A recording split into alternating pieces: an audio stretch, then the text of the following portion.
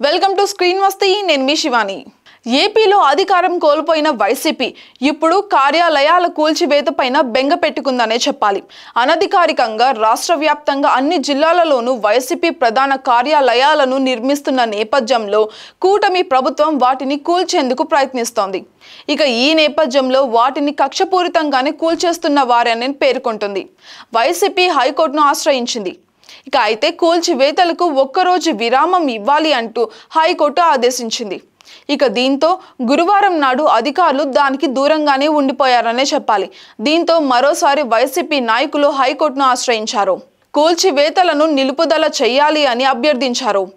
తమ వాదనలు వినిపించారు. వీటిని గత ప్రభుత్వం కేబినెట్ నిర్ణయం మేరకు అనుమతించిందని తెలిపారు. కానీ ప్రస్తుత రాష్ట్ర ప్రభుత్వం రాజకీయ కక్ష సాధింపు చర్యలకు పాల్పడుతుందని వివరించారు. దీనిని దృష్టిలో పెట్టుకొని కార్యాలయాలను కూల్చివేయకుండా నిలుపురించాలని హైకోర్టును అభ్యర్థించారు. దీనిపైన మరోసారి విచారణ జరిపిన హైకోర్టు తుది తీర్పును రిజర్వ్ చేసింది. తదుపరి ఉత్తర్వులు ఇచ్చే వరకు 16 వైసీపీ కార్యాలయాలపైన స్టేటస్ కొనసాగుతుందని స్పష్టం చేసింది.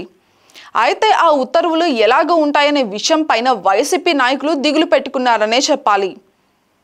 టెన్షన్లో న్యాయ నిపుణులను ఆశ్రయించారు. వాళ్ళందరూ తమ వాదనలు ఎలాగ ఉన్నాయన్న విషయం పైన ఆరా తీస్తున్నారు. గతంలో హైకోర్టు, సుప్రీంకోర్టు తీర్పులను కూడా వారు అధ్యయనం చేస్తున్నారు. మొత్తానికి ఒకప్పుడు ప్రతిపక్షంగా ఉన్న టీడీపీని టెన్షన్ పెట్టిన వైసీపీ నాయకులు ఇప్పుడు వారే టెన్షన్ పడుతూ ఉండడం గమనార్థం. For more updates subscribe to screen Masti.